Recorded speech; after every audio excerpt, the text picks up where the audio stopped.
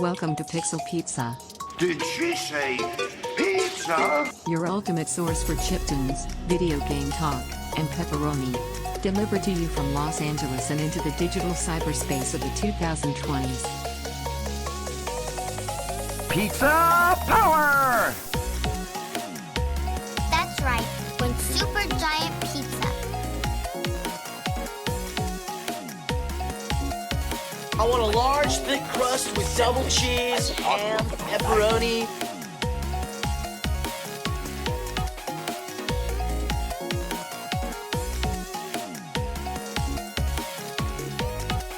Hey, where's my pizza?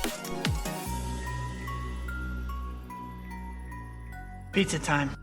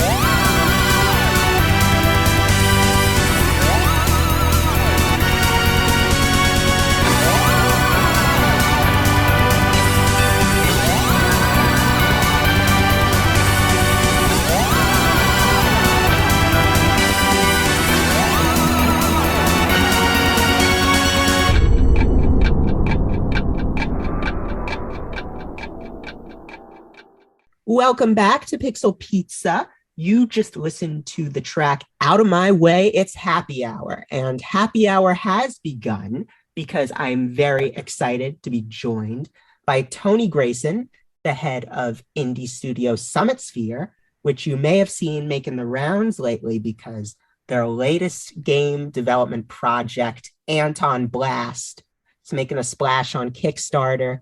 Very exciting. How you doing today, Tony? I'm doing great. Thanks so much for having me on. Yeah, anytime. So I like to start off my show by asking the question, when did you know you wanted to work in games? Well, that's a really interesting question, and it's not one that has a particularly simple or immediate answer. But I want to say that I kind of always wanted to be in games, particularly like when I first started playing games, it was like straight up as early as I can remember. Like my mom gave me Crash 2 on the PlayStation, right? A good start. And it's a damn good start. Like, wow, that's a hell of a game, right? Yeah. But yeah, like I always wanted to be in games. I always thought they were just like so fascinating because you had, the art and the music, but you also had the interactivity with that too. And I think as I got a little older, And this was at the advent of the internet, the early 2000s. Mm. And you were able to find out some information on who made the games. Like I would go on Naughty Dog's website, and you would see all the concept art that they made for those games, or you would see Nintendo was always like very closed, so I don't want to say them, but Yeah. There was kind of that realization for me in those earlier years.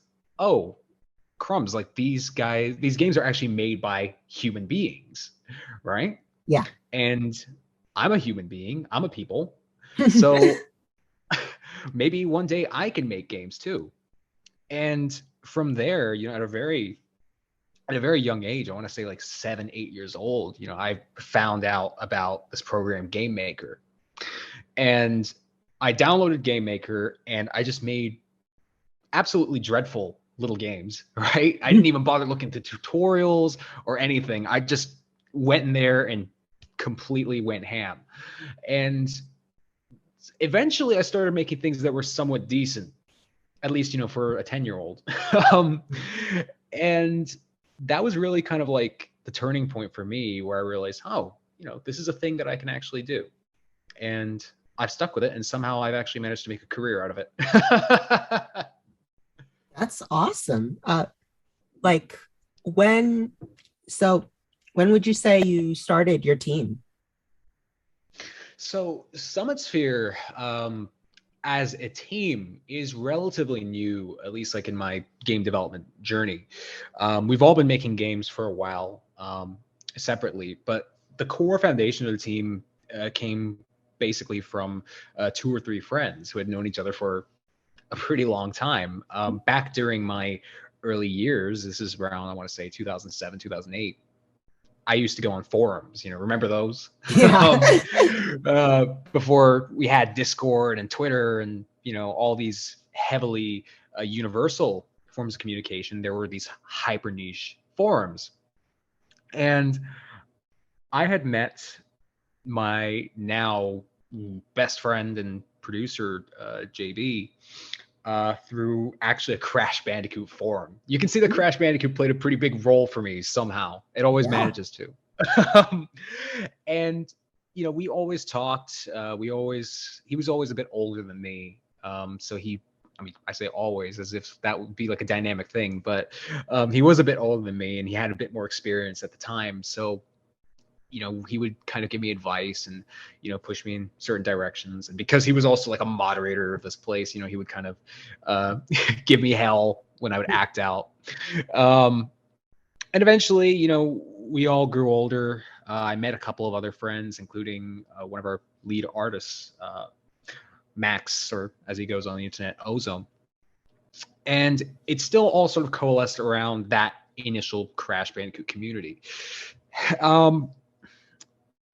And we had gone like different directions. I was in, at the time, this is now, fast forward to, let's say 2017, 2018. I was in music, right? I wasn't doing game making professionally. I was actually playing in bands and touring. Cool. And yeah, it was a fun time, but a very, very different career, right? For sure. And I don't know, there was just something, like I was still working on games, like composing for games, and I was still like involved in that to some degree. It just wasn't the lead thing, but I was still like always interested in it. I always had concepts. And at some point, Max and I had started just, talking over Discord and being like, hey, so what if we just kind of made this game for fun? And it was sort of like a Battletoads type thing, and you were this big muscular Bara donkey traveling through time and, kicking the crap out of coyotes. And we called that game Demolition Donkey. And it was just like a, between you and me, that was just like a joke game, really. Like it wasn't anything that we expected to do seriously. And I sort of acted as designer and composer on that. He was doing art and art direction. And soon we brought JB on as a programmer. And we just kind of fumbled out like this prototype. We threw out some of our own money into getting additional sprite artists, because that wasn't something that any of us were particularly skilled in at the time. And as we were working on it, we kind of became more invested, and we started fleshing out the characters and the gameplay, and it sort of became a thing that was a little bigger than just a a joke game. And at some point, I had the bright idea to say, you know what? Let's pitch this to Devolver, right? So 2018. Flashback to 2018, like this was the Devolver was kind of cream of the crop, right? Yeah, that's where every indie wanna works with. Right, like every indie wanted to get their game published by Devolver because they were a very different Devolver back then. They're not they weren't the $1 billion public Fortune 500 company they are now. These guys are like the punk rockers. Yeah, Hotline Miami and all this stuff. Enter the Gungeon. And so I thought, well, you know what? We've been doing this. We've been putting some effort in. Let's pitch this to Devolver. They'll pick this up. This is on brand for them. It's bloody and gory and funny, and it's a surefire fit. So I read about how the Enter the Gungeon guys pitched to Devolver, and they had basically just kind of demanded a meeting, and they got signed on a napkin. And I thought, well, I could do that. So E3 2019, I take a flight. I pull some money. I take a flight over to LA. And E3 at the time was lots of fun, even though they had commercialized it quite a bit more by then. Right. I saved up to get an industry pass, because they had like the public passes at the time, and those didn't get you anywhere. And I got off my flight, checked into my hotel, walked over to the convention center, and I saw Devolver's lot because they had their own lot. Like the ESA didn't even want anything to do with them. They weren't allowed inside of E3. So I walked over to their lot, which was like this sort of truck stop deal, and I sought out Mike Wilson, who at the time was the head of Devolver, like the founder, CEO, the head guy. Right to the top. I said, yeah, right to the top. I just looked for him, walked right up to him and said, hey, Mike, you don't know me, but I'm Tony, and I've got a game here that you're going to sign. And he looked at me, like, just with the most blank expression. And he went, oh, okay. Well, I don't actually deal with that, but let me introduce you to our Greenlight team. And yeah, that was kind of like, oh, shoot. Well, actually, I'm going somewhere with this. Because I'd actually tried before E3 started, I actually tried to get like a meeting set up, but they told me, our meetings are booked. Try again next year. It's like, screw that. I'm not going to wait. So there I am, just demoing Demolition Donkey at E3 on my little laptop for Devolver. Like, that's whoa, crazy. Right? And after that, I got some great feedback from them, and we talked, exchanged emails, had some great long conversations over the next few months, and lo and behold, they didn't sign it. Right? So that was a learning experience. And, I wasn't angry about it, but that was kind of like, the bucket of water over your head where you're like, oh, shoot, this isn't quite such an easy thing to do. I get why this is a struggle for people. But it was also the big motivator for us to kind of look at ourselves and go, well, you know what? We'll do this for real. We'll do this professionally. Let's form the company and actually move forward. And from there, Summitsphere was born. So I owe that much to Devolver, at least. And all that was 2018, 2019. The exact start is a little murky. Yeah, I mean, even if, the publishing deal didn't work out, that must have taken a lot of guts to go up in front of them and, show it to them and everything. That's big. Oh, yeah. I mean, I don't know where I found the stones, honestly. But I think that was, again, like that was sort of like the learning curve, right? Because if you can do that, then, you can do anything. And from there, you kind of learn like, okay, here's how you do it. And you kind of develop like a sort of gift of the gab, right? So from that point on, you can go on and you can demo for Nintendo and Sony and, other big publishers and actually walk away having aced it. So even if maybe that first meeting wasn't so great, I can at least say it was like a learning experience for the later ones, which have gone great, thankfully. Yeah, There's what still do plenty you of time think? to make mistakes.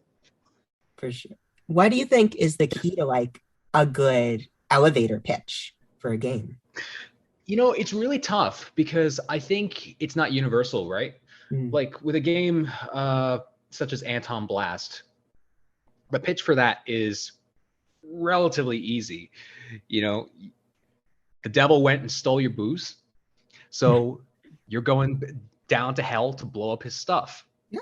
And that's kind of it. Like already, that's sort of like, whoa, that's kind of a strange pitch. It gets your attention.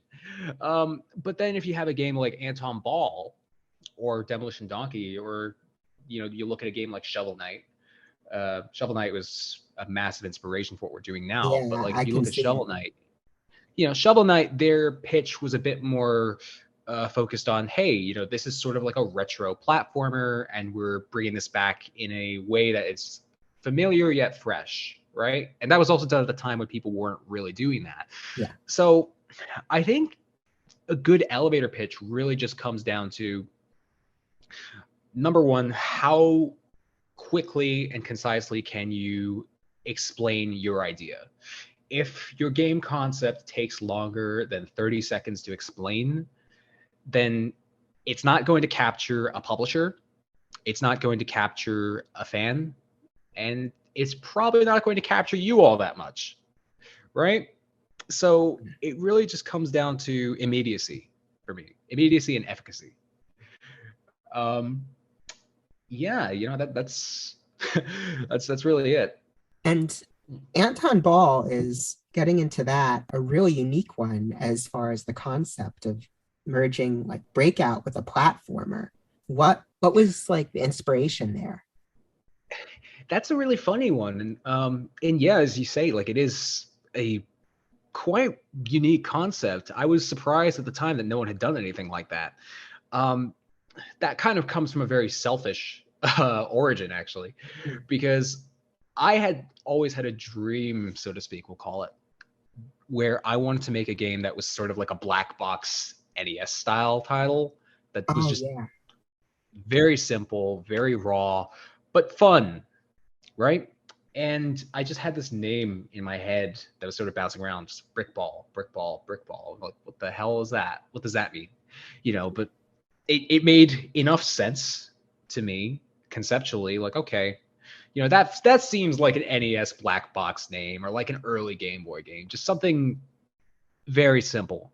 And I didn't want to make it where it was like a massive hit, like Demolition Donkey was primed to be like a, by comparison, that was sort of like our AAA title. That was like our Super Mario Brothers versus our Clue Clue Land, Sure. Right? So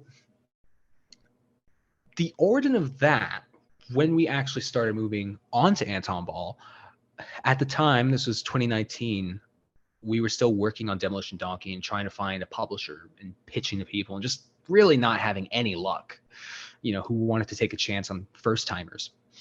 So I had remembered that there was this game jam. I think it was called the GB Jam, which the concept of that was you would make a game that was in the style of the Game Boy. So 160 by 144 resolution, 4 colors on screen, D-pad, A and B buttons, and that's it. Just very, very simple.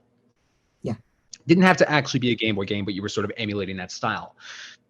And I'd seen that jam a couple of months before it was supposed to occur, and I thought, oh, that would be fun to be a part of.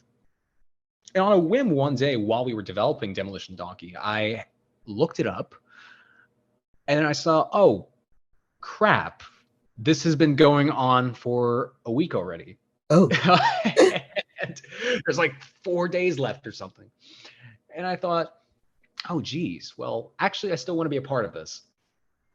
So I remember the concept, or the name of a concept that I had, which was Brickball. And I thought, well, shit, you know what? I'm just going to go for this. I'm actually just going to make it happen. And I sat down on my computer and I looked at all the early black box NES games and the early Game Boy games, just like first, second year stuff. And I remembered a game called Alleyway. Oh, yeah, sure. Yeah, right. Which is like a sort of, for people listening who don't know, it's sort of like it was basically Nintendo's take on Breakout. Very simple bread and butter sort of ball and brick game. But it was pretty cool. Like I had it as a kid. I had fond memories of it because I guess when you're a kid, something that simple can resonate with you. Mm. And of course, I also had like Super Mario Land, and I'd played the Mario Bros. Arcade games, or the arcade release rather.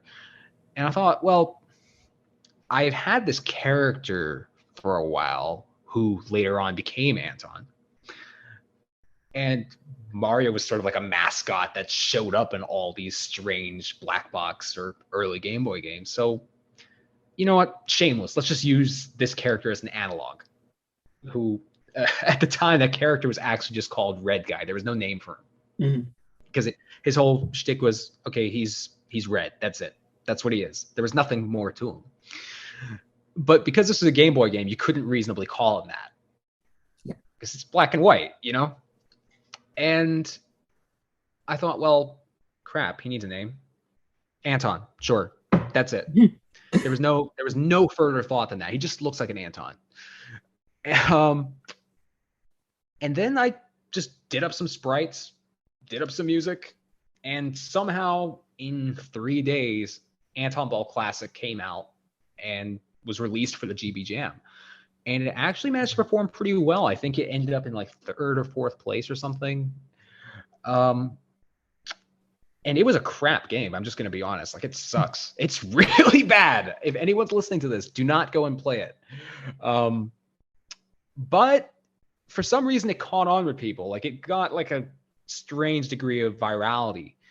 And in my own time, I thought, well, what if I just kind of like did a deluxe version of this and made it, decent? Because I remembered like the Mario Bros.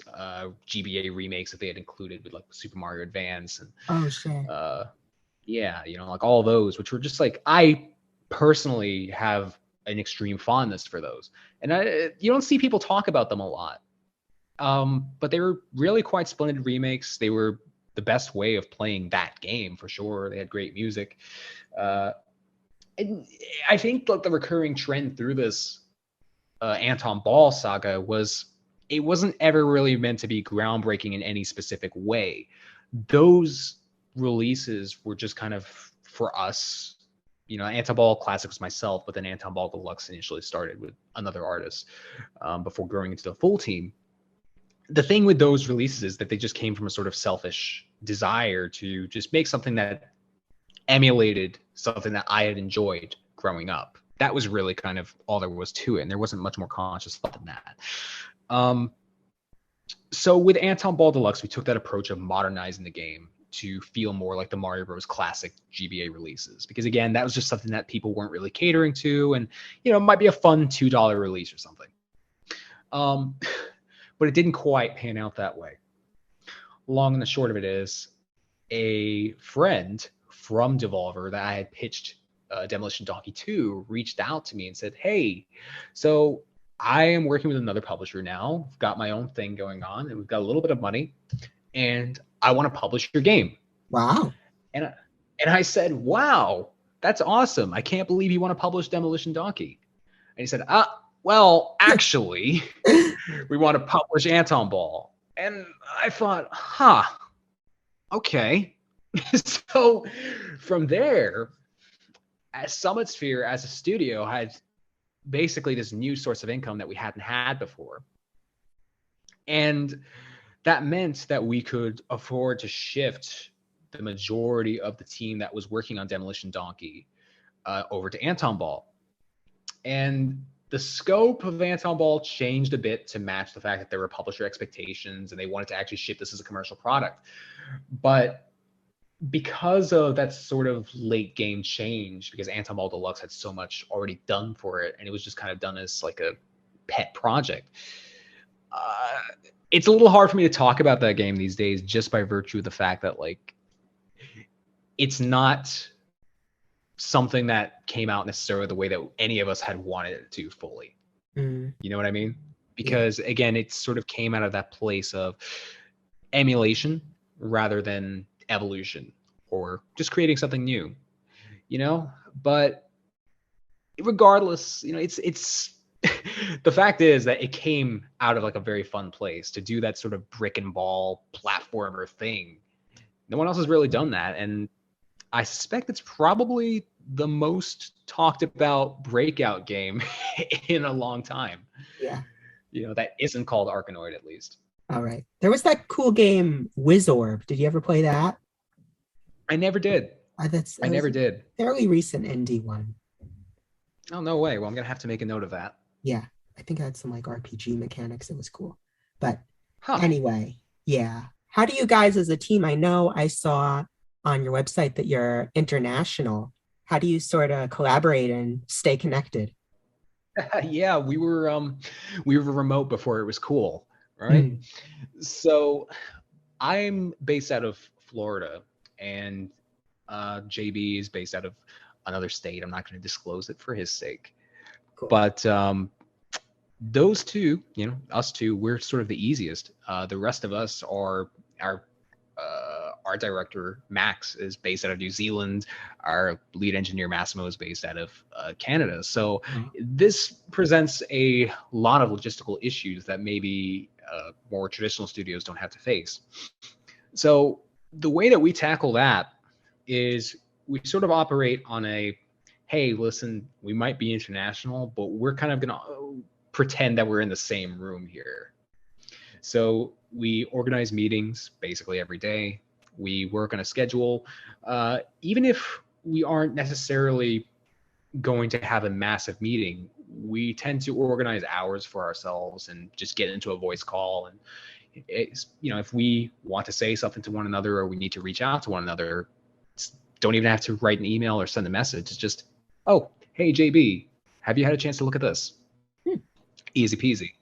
And that approach is something that we adopted relatively recently with Deluxe. It was far more scattershot. It's a smaller game, so you could afford to do it that way.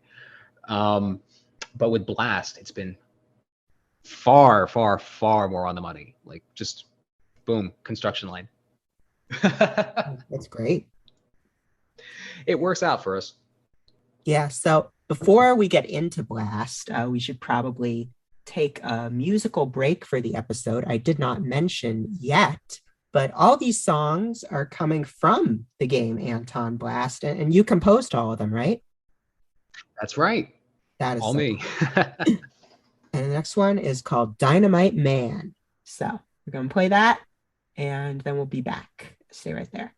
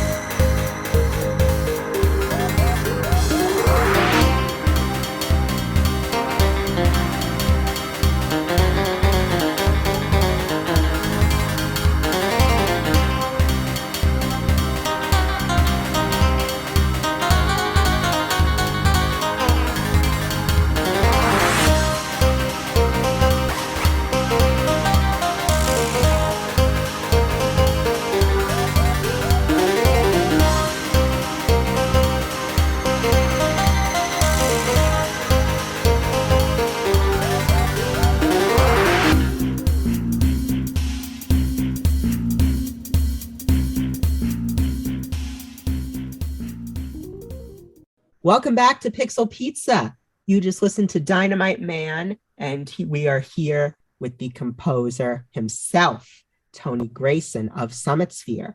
And now we are talking about the game that is from, Antonblast, which, so I didn't, I feel like I should know, but I don't know. So did Demolition Donkey kind of become Antonblast, or was that like a project they're still sort of keeping on the side? Or it's kind of funny because like Demolition Donkey, which the name changed, which I'm not going to get into that because the name that we changed it to is just trash. I'm sorry for the rest of the team listening to this who like that name, but no, we're not going with that. But that project is still on the back burner. It's something that has a very high production value. And we sort of pivoted away from the publisher model. So it really just kind of comes down to being able to return to that at a later point when we have the financial means to do so, right? But it is kind of funny now that you mentioned that, because I can see how one would make that leap, considering, hey, Demolition Donkey and then Antonblast, which has very much like a destructive component to it. Yeah, absolutely. Just the way you were describing the gameplay, they both have this very like high octane style to them. Yeah, I think you wouldn't know it from Anton Ball Deluxe, but we do have other projects in the works besides Antonblast, and that's sort of our gameplay trademark. Just I don't think I can reference the exact illicit substance on the program, but it's games for people that like to go fast. We'll say that. Yeah. I think the big question, and something that you guys are really striving to do with this game, is how do you find ways to balance making something that's familiar to platform gaming fans, but also something that's your own?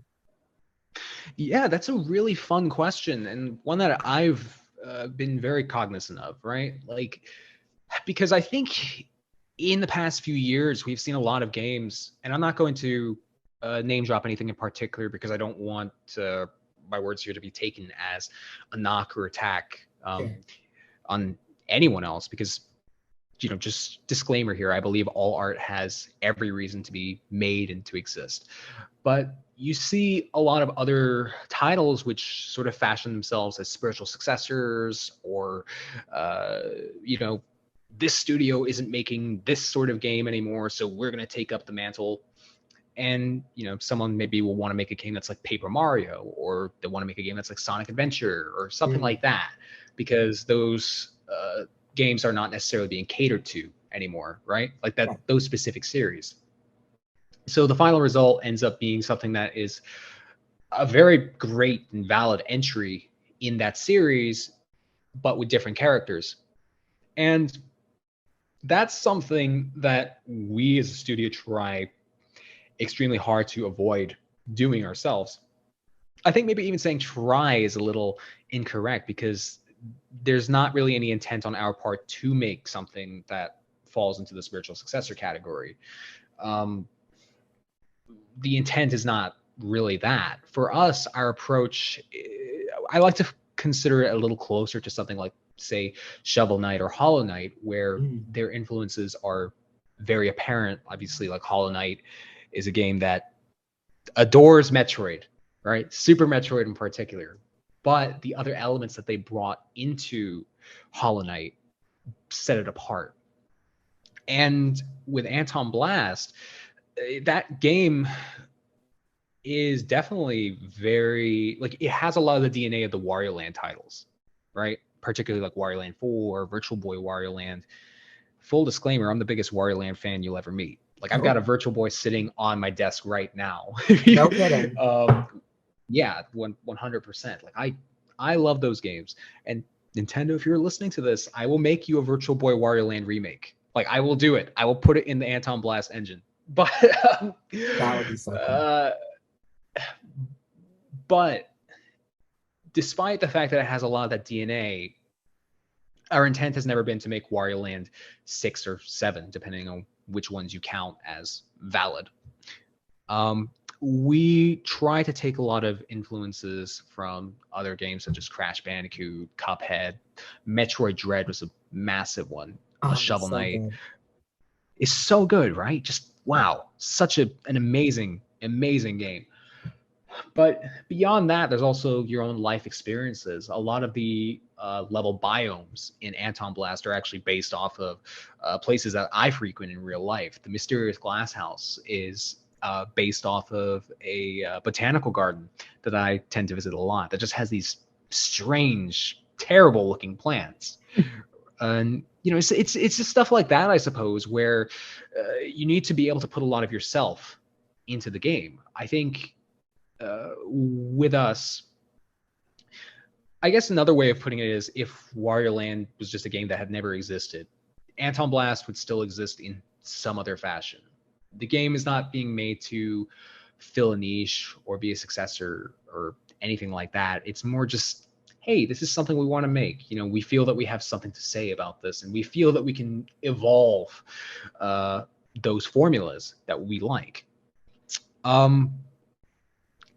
Yeah, it's just I feel extremely strongly about that, about not being a successor. I do appreciate like when we released the Kickstarter video and there was no prior announcement of this game or anything like that. We didn't go the whole indie dev route of, hey, here's some gifts and here's some work in progress stuff. We just boom, game 2 right there. And I do appreciate that from the jump, there was like a lot of support where like, hey, this is like Wario Land. I love those games. These guys got that vibe down.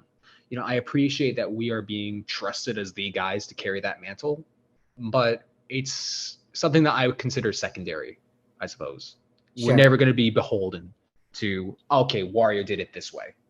And I suppose as a final word on that, to other indie devs, if you're making something inspired by another game, please don't paint by numbers. Don't think, hey, Wario Land 4 did it this way, so I have to do it this way. Just do what feels right to you as a designer. That's the big thing for me. Yeah, that's super important. I feel like when a game is just a successor and that's it, it's great in the moment, but like it doesn't stand out 5-10 years later. Because Precisely. it's just part of that experience that people have already had. Exactly. Again, Wario Land 4 already exists. Our job is not to make Wario Land 4 2 or like, Wario Land 4 again, but worse. We're not doing that. So everything comes down to, will this stand up as its own art piece in 10 years from now? I'm very glad that you brought that up. It's an extremely salient point. Yeah, for sure. I can think of some games where like there was a lot of excitement behind them and they came out and they were great, but then like if I mention them now, people won't remember them or won't have 100%. strong opinions on them. 100%. It's a big problem, honestly.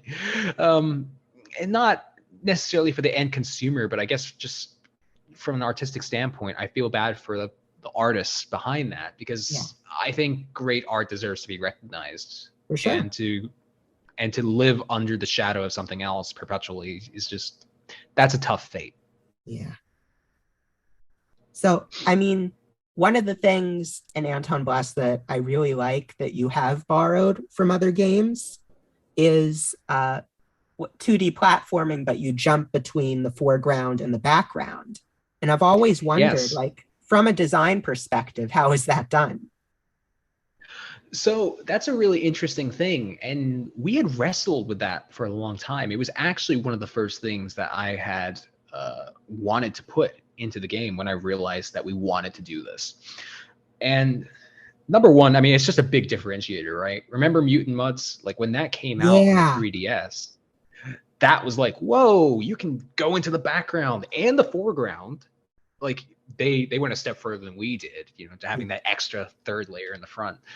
But that was kind of like, whoa, that was the first time in recent memory that people realized you could do that. And then you started seeing, obviously, I don't remember if this was before or after, it was a bit before, I think, but like Donkey Kong Country Returns did this. Kirby Triple Deluxe did this. You know, there were recent games that had done that and had made good use of it. I think Rayman, some of the newer ones did that. But it's something that kind of gets forgotten about from a design perspective. And the earliest example I can think of is probably Virtual Boy Wario Land. And that was obviously like the very big influence from that game for us, because I just thought, you know, that's such a cool mechanic. It's kind of surprising more people don't do this, especially in the indie scene. But the actual interesting part of this from a design standpoint is just the fact that, you know, Antonblast as a game foundationally is a game about exploration. The demo is pretty linear exploration, but what makes it cool is the fact that there is that sort of joy of discovery. You know, you're going around and you're finding secrets and all that. So if you add another layer, what you're doing is you're effectively doubling up the amount of space you have available to the designer and then eventually the player.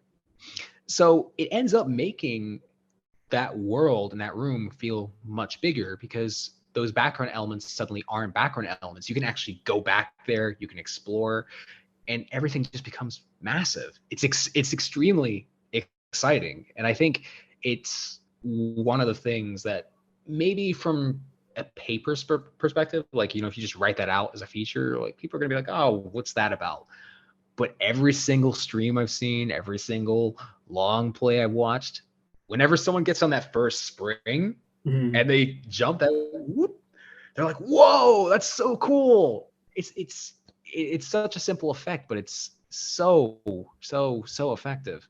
Again, just because you get that extra space, right? Yeah. So much fun. Yeah, I really love the way it's executed. And speaking of like simple effects that are really good, one of the things that struck me about the demo was the sound design. I loved like the slot machine sound when you pick up the coins, and just all like the destruction sound effects. And it's all super satisfying. What is, I mean, I forget if that's you as well who does the sound design, but it is, yeah. Oh, great. So yeah, what's it like making, how do you make sounds that are really satisfying for a platform game? Well, number one, I think the interesting thing about that is when you are both the sound designer and the composer on the project, you can get those things to work in tandem with one another, right? You don't have that disconnect of having to communicate to the composer or to the sound designer, hey, you know, I want these things to blend in a certain way. So one informs the other. And I guess the thing is with the Antonblast music, because you're starting with that as a sort of background layer, that is music that is pumping and loud, but it's kind of subdued in a way. It's always mid-tempo, except for the escape theme, of course. And it's wide, it's open. And from there, you kind of need the sounds to occupy that space. And I think where I started with that was actually looking at a lot of Japanese games. You know, a lot of stuff like Wonderful 101, Wario World, Bayonetta. I played a lot of anime games as a kid also, so, you know, stuff like the Dragon Ball games and all that. And then going back to, you know, 90s, 80s anime. The sound design in that stuff was always very different from the Western approach, right? You know, just very strange esoteric sounds that didn't necessarily correspond to what you might imagine, but they worked super well. Like if you listen to the sound of Anton's clutch and bash, the sort of dash move, it makes like this sort of, I wouldn't even be able to sort of do like an onomatopoeia for it. It's just this sort of like, wow, right? It doesn't, you know, why would he do that? That doesn't really make sense. But it just fits really well for that. And then from there, you have that element. But then on the other side, that isn't maybe necessarily the most effective for the destructive elements or the stuff that's more loud. So on the other hand, as a kid, I also grew up watching a lot of stuff like Ed, Edd n Eddy, Cow Chicken, like all this really strange like 90s cartoon stuff. And of course, like the old Looney Tunes shorts, whatever. And that's almost like a polar opposite to the anime Japanese style sound design where it's very on the nose, very loud. So you will, if you listen closely, you will hear like a lot of, particularly like I'd actually dug out a lot of the source sounds from like Ed and Eddie Oh, episodes I that's had cool. liked. Right? So stuff like the hammer or slamming into a manhole, that sort of stuff comes from there. Just these very cartoony, dynamic sound effects. Right. But again, you have to give that a lot of thought also, because if you're just kind of slamming sound effects everywhere, it can be very annoying to the end user. Stuff can be too loud, too brittle. It's a very tough balance. But people have been generally pretty positive toward the sound design. I actually haven't had the chance to do a full sound design pass for a demo, so there's a lot of placeholder stuff. I think there's like some Wario Land sounds in there, some Crash Bandicoot sounds. Just stuff like that's kind of you use for prototype. Sure. But some people kind of mistake that. They're like, oh crap, this guy's like ripping these guys off, and it's like, we're not. We just haven't gotten to those yet. But for the most part, people have liked the sound design, so I think we're on the right track with it. For sure, I would say so. So when it came time to put together the Kickstarter, how did you go about like strategizing? Like, I know you said you didn't announce anything beforehand. Like what goes into creating a campaign for you? Well, I guess the unique position to think about, and we were very lucky with this element of it, was that we had released a game before. Antonball Deluxe was on Steam and Switch, and having released a game for consoles that was relatively well received, even if it was niche, that was already like a big differentiator in terms of being able to say, hey, we've done this before. That boosts confidence, because I think Kickstarter in general is just something that, rightfully so, many players are wary of, right? Yeah. So we were able to sort of leverage that and the fact that we were building off of an existing IP. The harsh reality is that Antonblast was actually rejected by 30 different publishers. Wow. Yeah, we had actually wanted to go with a publisher before we brought the game to Kickstarter. And I'd actually vowed a few times, like, I would never bring a game to Kickstarter. I got why people were leery of that. But what I had realized when pushing the game to different publishers was that we had something great here, but publishers didn't want to take a risk on it. The feedback was always, we can't market this. People wouldn't want to play this. And I just knew from the limited exposure I'd given the game, that's not true. That's not true. I mean, the Kickstarter performance is emblematic of that. So because we had sat on this demo for so long, by the time the Kickstarter released, it was already a few months that demo was complete. We thought, well, all right, the best thing to do at this point, instead of trying to drum up hype over an extended period, as a developer might do for another indie release, it made more sense for us to just kind of drop the thing, do one tease. We had like a single Twitter post, which was the key art, but sort of vectorized, so it was really cool and striking. We said, we're bringing it back to you, play on game 2, whatever, because we've been teasing a game 2 for a few months at that point. And then from there, it just sort of came down to, all right, how can we pare this game down from a scope perspective to actually deliver something on the budget we realistically think we could receive, which we thought was $75,000 over a 30-day period. And then we did that. We developed a design document accommodating for that, figured out our budget. Because, when you do a Kickstarter and you come up with your rewards and, there's tax involved, that $75K doesn't necessarily all go to you. We as developers are seeing about 60% of that. And so no matter what, it was always going to be hard. But we sat down, we prepped our stretch goals, we got as many people involved as we could. Because we weren't going with a publisher or a PR firm or anything like that, we were doing entirely indie in-house. We had reached out to we'd reached out to news sites and influencers and basically everyone that we could think to do. I had this spreadsheet of maybe 500 contacts. And just the day before the Kickstarter, I was emailing all these people myself. And we got maybe from all of that, out of those 500, maybe got 10 bites. For news, there were maybe 2 firms that covered it before. Yeah, I know I saw it on Destructoid. Yeah. That was cool. Destructoid is amazing. Like, that's a childhood dream for me. Yeah. Destructoid. But Destructoid did pick us up. Nintendo Life picked us up, and then from there you started seeing like the Go Nintendos and other outlets picking it up, which was super awesome. I think the success of the Kickstarter itself definitely has something to do with that. But it was a lot of hard work, and my expectation was just that it wouldn't really.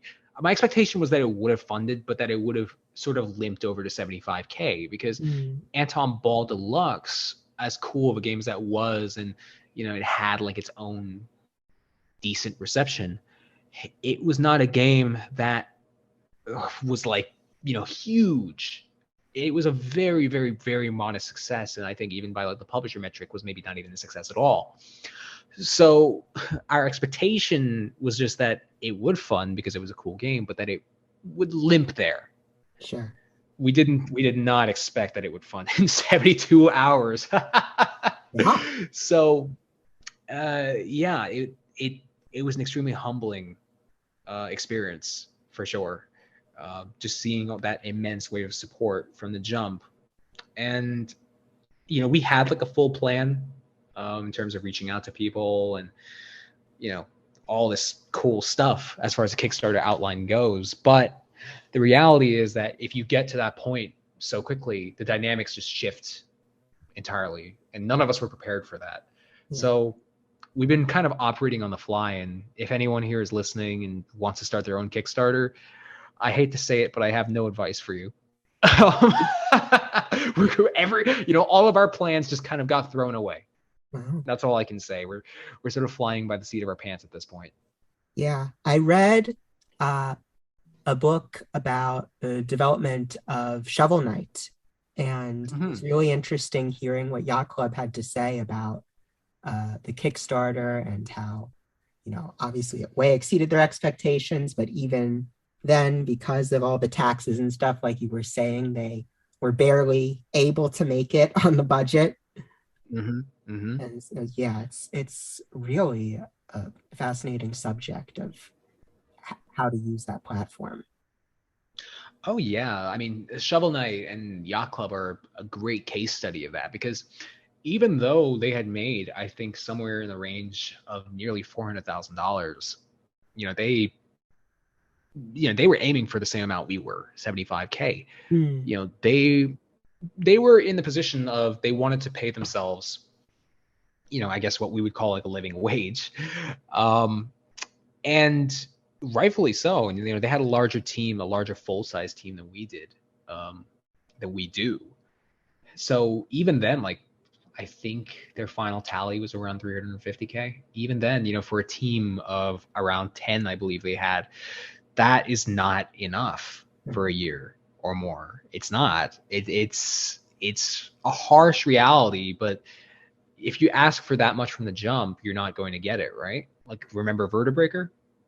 I don't know that one. Vertebreaker, ex-Sonic Mania guys, actually. That was Stealth. Really? Wow. Yeah. They had asked for, I think, $200,000, which was, even, for any game, that's a low amount of money. Sure. And they didn't get anywhere near it, despite being ex-Sonic Mania. Yeah. You would think you're ex-Sonic Mania, you could ask for anything and you would get it like that. Yeah. But they didn't. And the reason for that largely comes down to the fact that they had the nerve to ask for what they needed to make it. Yeah. So, it's very tough, the crowdfunding thing. But luckily, we are in a good position where the funding that we've received, even factoring in for the taxes and the Kickstarter rewards, we're able to sustain ourselves for the amounts of time that we've projected.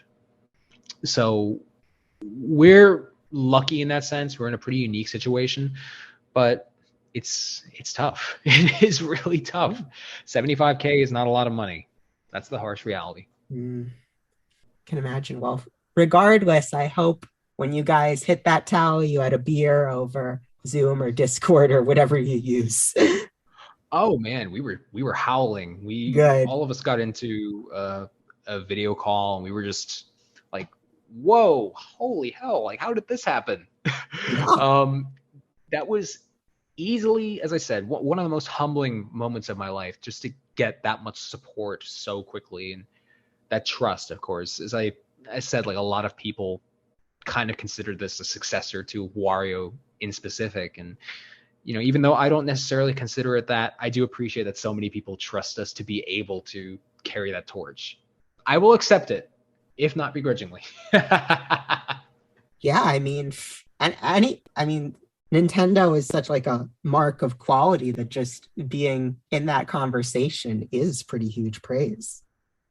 Absolutely. As I said in my Kickstarter bio, I'm not Shigeru Miyamoto, but who is, right? So to even be compared in that respect is an immense honor, for sure.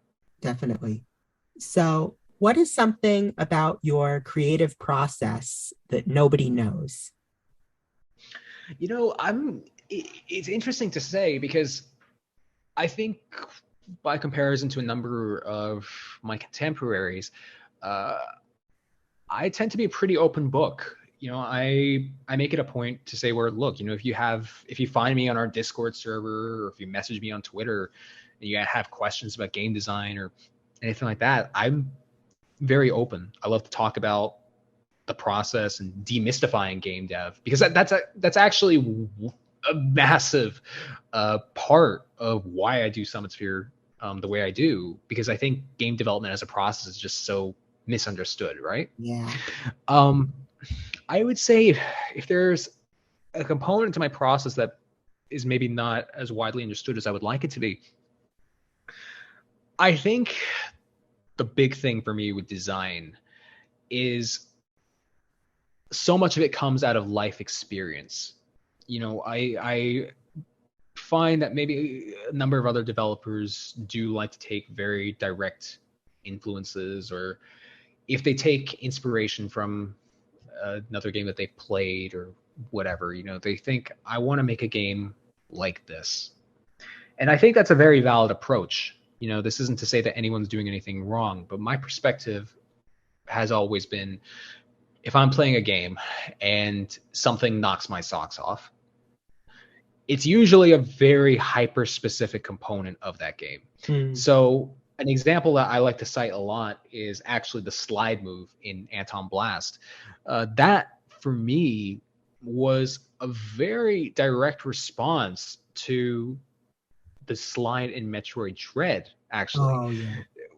It's one of the first sequences in the game when they explain how the slide works. And when you do the slide and you enter a crevice, you just keep going. I remember playing games like Wario Land or Crash, where you would do a slide into a crevice and then you would just stop and have to crawl the rest of the way through. And when Dread had done their slide that way, I was like, geez, that feels bloody good, doesn't it? Right? I gotta nick that. So from there, you couldn't just like steal that and then boom, it's in Antonblast. It's, you really have to think about how you can recontextualize that. So when I had looked at that and I thought about how it could fit into the process, then I had to look at Anton's existing moveset and think, how does this fit in modularly? So the way that you perform the slide in Metroid Dread is basically just, I think you just press the shoulder button and that's it. Like, it's just boom. In Antonblast, it's a little more deliberate than that. You have to pull off the clutch and bash, and while you're moving, you press down, and boom, you're sliding. And if you're in a crevice, you keep going. And then you can chain that into other moves and retain speed. Like, there's been these insane speed runs with people getting sub 2 minutes on that first level. That. But it's crazy. Yeah, it's really wild stuff. But yeah, that's a big component of my approach when I'm doing the great artist steal thing, right? um, it really just does come down to recontextualizing stuff that you see. So I think when people ask the question, because I have gotten the question of where does Metroid Dread come into this, or where does Cuphead come into this, or where does Crash 2 come into this, because we do cite those influences on our Kickstarter. Yeah. That is probably the part of my design process that is the most difficult to explain, because I think from a surface level, people will see, again, they'll see like the Wario Land influence, and maybe some people will pick out Crash, but the other components tend to be more difficult to see because they are very hyper specialized in that sense. Like, it's boom, this element, rather than wide strokes. It's more gentle, gentle pencil lines. That makes sense. And I mean, like with Metroid, like Samus is, very kind of live and elegant. And so the slide makes sense there. But yeah, the Absolutely. way that you sort of recontextualized it for Anton and his kind of bigger frame and power, and yeah, totally doing it differently, but still, a similar effect, that it makes a lot of sense. Absolutely. And, reframing it as destructive, right? Because Yeah. even with that, you're still breaking through crates and all that. Whereas in Samus's case, it's a bit more kinetic exclusively. Yeah. So that was all the questions I had prepared. Was there anything you wish I asked?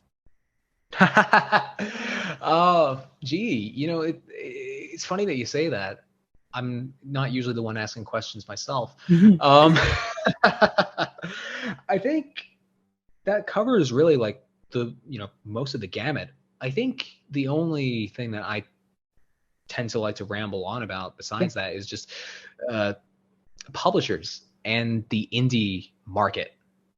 Yeah, talk about it. I will make this very quick, but I was doing another podcast / interview dealy last week, and that was primarily centered around the indie market. And a lot of my origin with indie games comes from actually DSiWare Shop and Xbox Live Arcade, and these were sort of areas. Xbox Live Arcade had a problem with this, but in the case of DSiWare, that was an avenue where you had like the first party Nintendo games, which in retrospect were maybe not the greatest, but you had Dr. Mario Express and WarioWare Snapped, which were sort of like their offerings, Photo Dojo, what have you. And then right next to that, you would have stuff like Pop Island, which for the end user like me, like I loved Pop Island. I had no idea that was like an indie game, that 3 people were making that. And the climate at the time was just very different. Like if you were a developer, then hey, free reign, go right ahead. Renegade Kid was an example of this. On the eShop, they had released Mutant Muds by themselves, and for them, it was far more of a success than their publisher-driven titles like Dementium and Moon had been. So a few years later, you see these indie publishers prop up. So, and this isn't to knock any of them, but what kind of ended up happening was their stated mission goal was to basically get rid of the roadblocks that were there for independent developers and, unleash their freedom. So like Devolver, again, like you had like Hotline Miami and Enter the Gungeon, like all these really artsy, cool games. Yeah. But my experience with publishers has been a little more difficult. And I had a philosophy for the longest time, which was, why don't indie devs just get publishers and get paid? And, why are you complaining that you can't make money? You just do it the easy way. And then I had realized with the case of Demolition Donkey and Antonblast and pitching those games, it really isn't that easy. Like with Antonblast, and I'm not saying this out of a place of ego, but that's a game that has quite a decent amount of excitement behind it. But if it were up to independent publishers, that game would not have seen the light of day because they would have been too scared to take it on. And so I guess what I'm finding is that independent publishers now are sort of taking a safer approach where they're releasing games to a formula. And that's just difficult for me because I personally believe that the most interesting parts of the gaming space are in indies. Like if you, Sure. like Twitter is wonderful for that, right? Like some Yeah. of the stuff you see is just amazing. But it's not really what publishers are picking up because now, if it's not a Metroidvania or if it just doesn't have the right look or they don't really know what to do with it, they're not interested in picking it up. And I think it's just frustrating for me because the model for independent games now has shifted toward publishers again. So my hope is that with Antonblast, and obviously, I don't expect that our game will necessarily be a landmark or anything like that. People seem to treat it as such, but I don't like to look at it that way just because it's self-aggrandizing. Yeah. But my hope is that Antonblast will inspire someone somewhere, hopefully multiple someones somewhere, to go the route that we did and just say, hey, I've got my thing and I'm going to put it out myself, because I would really like to see more independent developers succeeding without the need to rely on someone else to push it for them. That's probably the most exciting prospect of making this, right? Not even just what we're doing, but seeing what that could potentially enable other people to do. Definitely. Yeah. I feel like one of the worst feelings as a creative person is feeling like you have to just be waiting for some external party in order to be able to do something. Oh, for sure. And listen, I have many great friends at many different publishers. Like Platonic is great. They're absolute homies. I love them to pieces. There are some great people at Devolver. So, this isn't some F publishers spiel, but my hope is that some of the power can be returned to indie developers, because I think now so much of the marketing and so much of the power just is in the hands of publishers. Like, how many Devolver developed games can you name the developer of? I know lots of people that can't name the developer of Hotline Miami. And that's frustrating. Because I like seeing that people know who Summitsphere is. So hopefully that changes. Here's hoping it will. I'll drink to that. For sure. I do have one final question, and that is, this is the Pixel Pizza podcast. Where is your favorite pizza place? Oh man, I am going to shill right now. Just up the street from me, there's this local place called Steve's Pizza. And I've been going there ever since I was a wee bab. And any of you come over to Miami, I will take you over there, because holy hell, that is the best pizza I have ever had in my life. Like, by far. Go buy Steve's Pizza. Don't even donate to our Kickstarter. Like, just go buy pizza, please. Like, Steve's is top notch. It doesn't get any better than that. Yeah, now I really want some. I'll have it mailed over to your side. Thank you. Express, please. Absolutely. All right. Well, thank you so much for joining me, Tony. It's been great. Absolutely. Thanks for having me. This has been a lot of fun. For sure. Where can people keep track of the game? Well, our primary method of communication is on Twitter, at Summitsphere. And of course, there is the Kickstarter campaign itself, which is just antonblast.com. We were smart enough to register that domain. Oh. And if you want to follow me and hear about more of the behind the scenes of the game, then you can also follow me on Twitter at GraysonZ80. Great. Fantastic. I'll have all of those in the description of the podcast. And we are going to head off now. Actually, I should say to the listeners, there will not be a podcast next week because I will be in Alaska on summer vacation. But the week after, you'll be hearing from us at Pixel Pizza. So we leave you with another track from Antonblast, and this is called Jam Jungle Jammin'.